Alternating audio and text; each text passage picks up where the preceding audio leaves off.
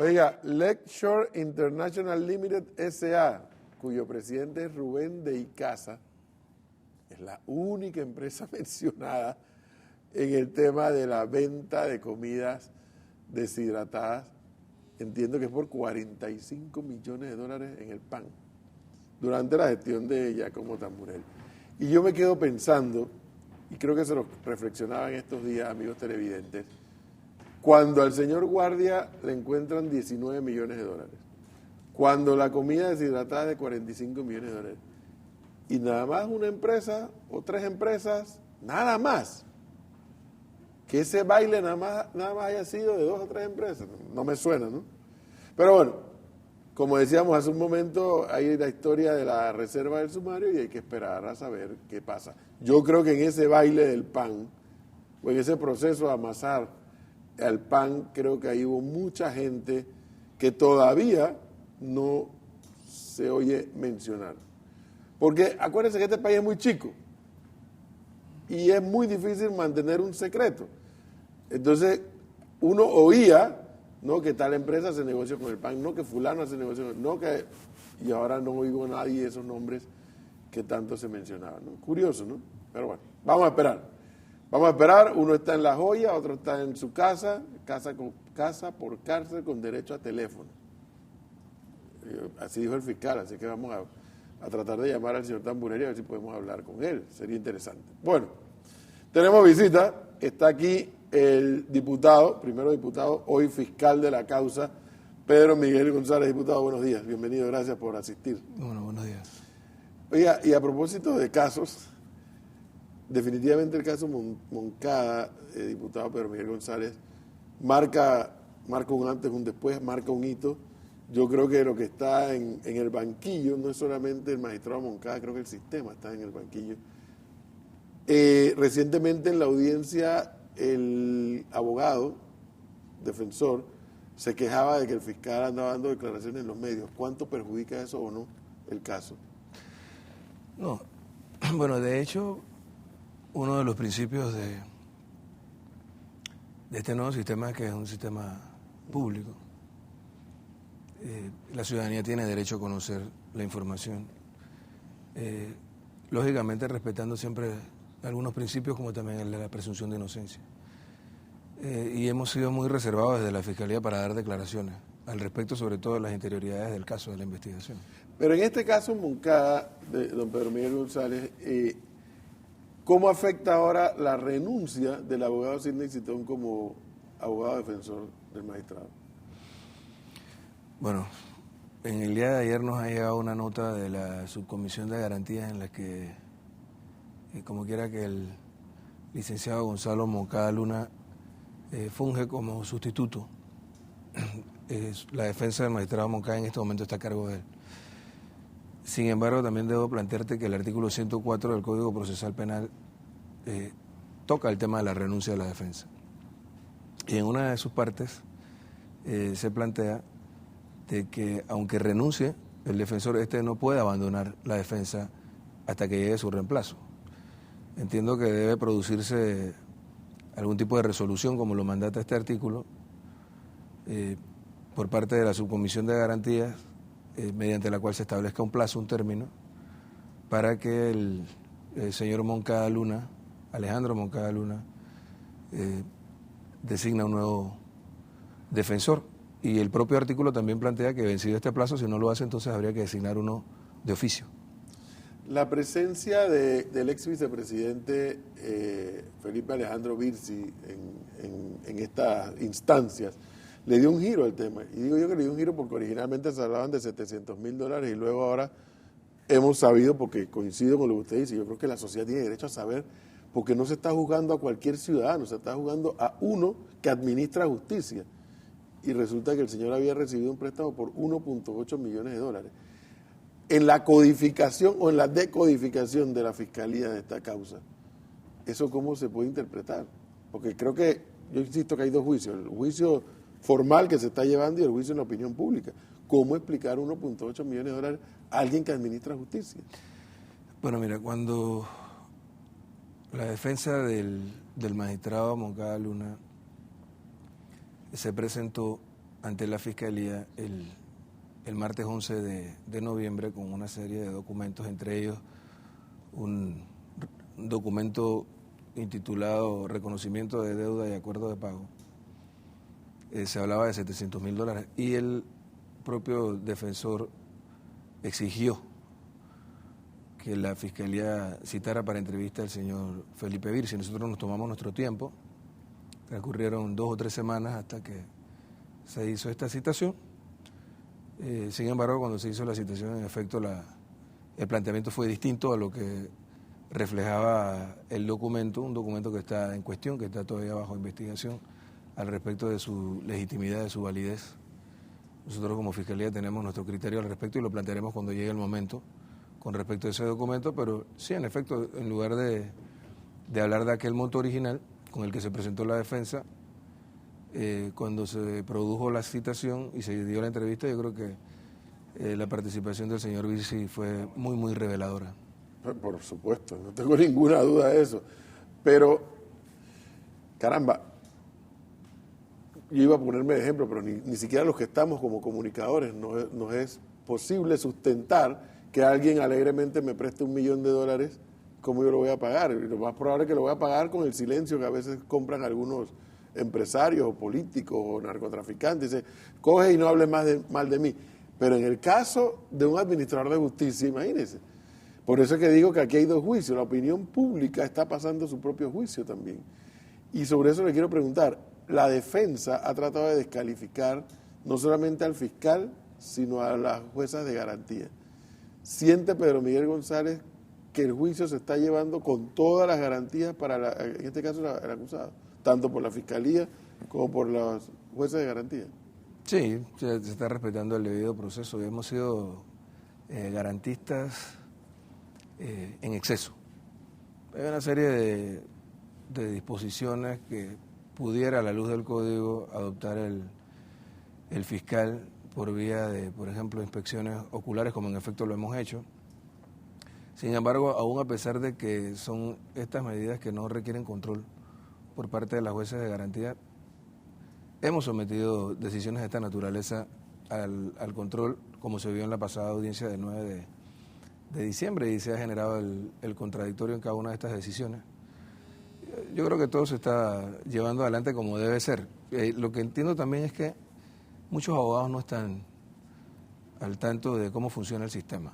Y por eso te encuentras con un defensor que el día de la última audiencia plantea, por ejemplo, bueno, es que el fiscal intimida a los testigos cuando van a declarar y yo pido que las jueces de garantía anulen estos testimonios y en realidad todo es amarrado al sistema anterior, al sistema inquisitorio.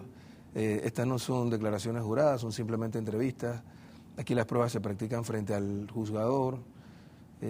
No hay nada que anular, tampoco es competencia de las jueces de garantía hacerlo. O sea, creo que todavía muchos abogados en Panamá no comprenden cómo funciona bien el sistema acusatorio, y creo que esa quizás haya sido una de las razones por las que el señor Citón ha decidido salirse del caso. Pero reitero, el artículo 104 le prohíbe a él abandonar la defensa, y creo que es algo que hay que tomar en cuenta. Él debe esperar hasta ser reemplazado. Usted pidió 2 meses de prórroga para el caso. ¿Qué va a pasar cuando culmine estos 2 meses? ¿Y por qué los pidió? O sea, ¿hacen falta más elementos? Bueno, en primer lugar, debo señalar que en un caso regular en la justicia ordinaria, con el sistema acusatorio, el plazo para la investigación son 6 meses, con la posibilidad de pedir 6 meses adicionales en una prórroga. Y si se trata de un caso complejo, como lo es este, tú puedes solicitar que se dupliquen los términos. De hecho, las jueces de garantía plantearon el día que nosotros hicimos la solicitud que podíamos solicitar hasta 1 año de plazo. Nosotros consideramos que en 2 meses adicionales vamos a resolver cualquier problema que hubiésemos tenido con el tiempo. Se trata de un caso muy complejo. Cada vez que investigamos o avanzamos en la investigación surgen nuevos elementos. Es que eso es lo que le quiero comentar, diputado. Dentro de 2 meses ya el órgano legislativo de este país estará configurado Claro. al 100%, estarán Claro. los 71 diputados. Ese es otro elemento importante. Exactamente, y por eso le quiero hacer el comentario para llegar a la pregunta. Y me atrevo a hacerlo casi como testimonial. Yo fui 5 años subsecretario general de la Asamblea y allí pude conocer a Pedro Miguel González. Le conocí su capacidad de discurso, le conocí su capacidad de investigación, su capacidad de estudiar, que creo que en alguna medida la ha puesto a funcionar para este caso. Lo vi por 5 años funcionar. No teme Pedro Miguel González que cuando terminen los 2 meses tenga todo, como se dice, el muñeco armado, el paquete armado, y lo presente ante los jueces de garantía. Me imagino que cuando tenga todos los elementos, le pedirá a los jueces de garantía llevar el caso al Pleno. Ese es el trámite. Parecido. Ahí te saltaste un paso intermedio. Nosotros, culminada la investigación, evidentemente tenemos que ir a hacer la acusación y anunciar las pruebas. Las jueces de garantía entonces remiten el caso a la comisión de credenciales y en esa instancia se practican las pruebas. Ahí va a ser una audiencia que yo creo que un poco prolongada. Y allí se decide si va al Pleno o no. Y es la comisión de credenciales la que decide, exacto, que sea la apertura del juicio. Entonces, diputado, supongamos que todos esos trámites, el fiscal, usted y su equipo, logran hacer las demostraciones y las comprobaciones. Llegan al Pleno, ventilan el caso en el Pleno, que me imagino que será algo parecido cuando el caso Faúndez. O sea, se ventila en el Pleno y al final hay que hacer una votación. ¿Qué pasa si el fiscal Pedro Miguel González pudo demostrar y comprobar todo y no están los votos? Porque es una decisión política, más que jurídica entonces. Sí, es una posibilidad. Es una posibilidad. Si no tenemos 2/3 de los votos, el veredicto sería no culpable, como ocurrió con el... 47 votos serían. 48 hace más de 2/3 de 71. Sin embargo, hay 3 curules que probablemente no estén representadas en el Pleno, que son las de las jueces de garantía, ya que sus suplentes estarían fungiendo en la instancia de la comisión de credenciales. En el caso nuestro, el suplente tiene la posibilidad de... Pero ese riesgo existe, ¿no? De que, a ver, el riesgo de que tengan los votos, los 48 votos, o que no los tengan. Algo que debe conocer la ciudadanía también es que la votación es secreta por ley. Cuando se dio la votación en el caso Faúndez, bajo la administración de Mireya Moscoso, un caso que había iniciado en la administración de Pérez Valladares, la votación donde el fue abierta. procurador Sosa presentó todas las pruebas que pudo. Sí, el Ministerio Público presentó en su momento la denuncia ante la Asamblea Nacional, la Asamblea Legislativa, como se conocía en aquel entonces. Se designó un fiscal que fue Roberto Ábrego Torres, se hizo la investigación y bueno, y quedó a punto de decidirse, no se contaba con los votos en aquel entonces y se suspendió el proceso y se retomó en el gobierno de Mireya. A mí me tocó votar. Tú estabas ahí también. Sí, correcto, estaba ahí. Como subsecretario de la Asamblea y bueno, al final hubo una mayoría, pero no calificada como para condenar a Faúndez. Es decir, que ese riesgo está. Es posible. Y estamos conscientes que si eso ocurre, yo creo que el sistema es el que va a estar entonces... Yo creo que la participación ciudadana es importante y yo creo que la Asamblea Nacional sabe que tiene una gran responsabilidad. Y aunque la votación sea secreta, no se va a poder conocer cómo votó cada diputado. Yo creo que al final, si la Fiscalía logra probar su tesis o su teoría del caso, entonces le corresponde a los diputados decidir, y yo creo que independientemente de las banderías políticas, la Asamblea va a votar. Pero hay un elemento, diputado, y yo hago mi análisis político del caso, hay un elemento que a mí me llama la atención. Todo lo que la Fiscalía está sacando del diputado, que las propiedades, que los préstamos, que no se compaginan los ingresos del magistrado versus los préstamos y las propiedades. Y el magistrado dice, yo no voy a renunciar. Cuando dice eso es porque yo siento que se siente seguro de que no va a tener los votos para que lo saque.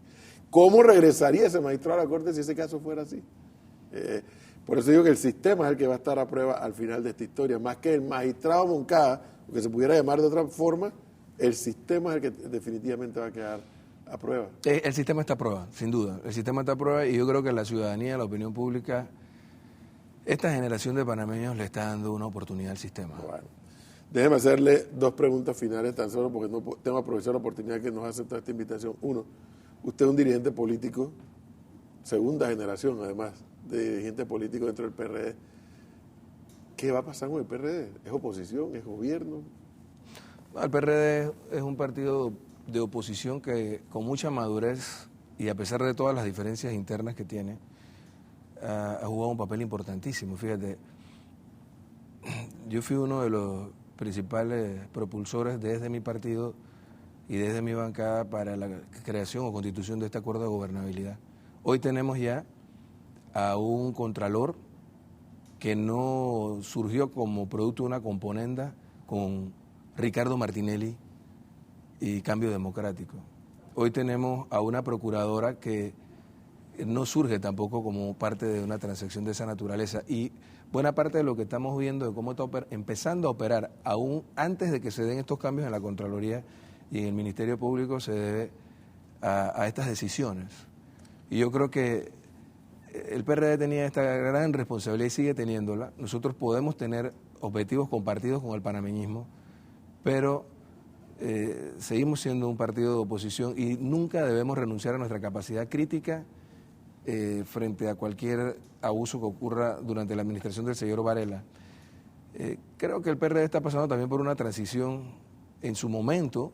Yo espero que de aquí a un año, por tarde, podamos haber renovado los liderazgos de forma integral desde la base hasta la dirección del partido y darle un nuevo momento, una nueva oportunidad al torrijismo. Última pregunta, con esa misma comentario usted me hace, pero la comunidad, la sociedad panameña comienza a percibir y a decir, es un tema incómodo y desagradable, por lo menos para mí, no sé cómo lo interioriza Pedro Miguel González, los bonos de $25,000 pareciera que es la compensación por la Contraloría, por la Procuraduría, por el fiscal de cuentas, por la SAR anticorrupción.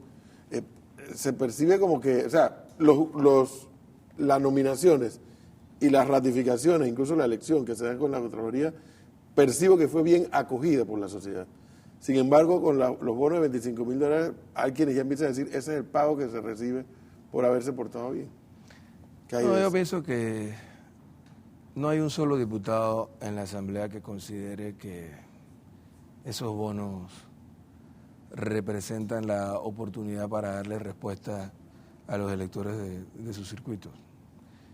Eso es como una migajita que se deja caer desde la mesa del banquete del gran presupuesto general del Estado. Yo no he estado quizás como diputado en los últimos 2 meses y he estado mi suplente. Sin embargo, ya que tocaste el tema, yo sí quiero abordarlo muy rápidamente. Pienso que el tema no ha sido manejado de la mejor forma. Creo que todos los que hemos sido diputados, y Gerardo lo decía muy bien, mi padre en una ocasión hablando frente a la Asamblea, ya como ex diputado, decía, bueno, los legisladores, como se conocían en aquel entonces, no pueden vivir de espaldas a la realidad de quienes los eligen. Y en este momento, creo que es lo que ocurre con los diputados de la Asamblea Nacional. $25,000 fue lo que Martín Torrijos nos dio hace 10 años. Y los que hemos sido legisladores y conocemos cómo se ha manejado la Asamblea, al menos en la etapa post-invasión, desde el presidente Endara, Pérez Valladares, Mireya Moscoso, Ricardo Martinelli, consideramos de todos los presidentes, en el caso de los diputados, como el presidente más tacaño. Pero 10 años después surge una iniciativa con un monto muy similar a lo de hace 10 años. Digo, mi circuito, te pongo te voy a decir qué pienso hacer yo y es lo que voy a consultar con mi suplente, que es el que está ejerciendo como diputado. Voy a tratar de hablar con él en el día de hoy, pero en un circuito electoral con 43,000 electores, más de 12,000 familias, ¿qué es eso? O sea, ¿cómo hace? Entonces ahora se ha creado una expectativa y todos los diputados ahora tienen la presión, porque la gente no hace los cálculos. Si yo pudiera darle a cada familia de mi circuito algo de ese bono, le tocaría creo que $1 y algo, un valor y algo a cada familia del circuito. Bueno, 93. Todo un tema, definitivamente. Es todo un tema. Yo creo que más bien, por lo que hay que propugnar, es que mientras que se haga esta reforma constitucional que nos permita a nosotros cambiar el modelo. El modelo. Mientras que eso se haga, entonces si se van a asignar partidas a los diputados deben ser equitativas, igualitarias y transparentes. Bueno. Es mi criterio. Diputado Pedro Miguel González, muchísimas gracias por darnos esta oportunidad en la mañana de hoy, muy amable. ¿Cómo no?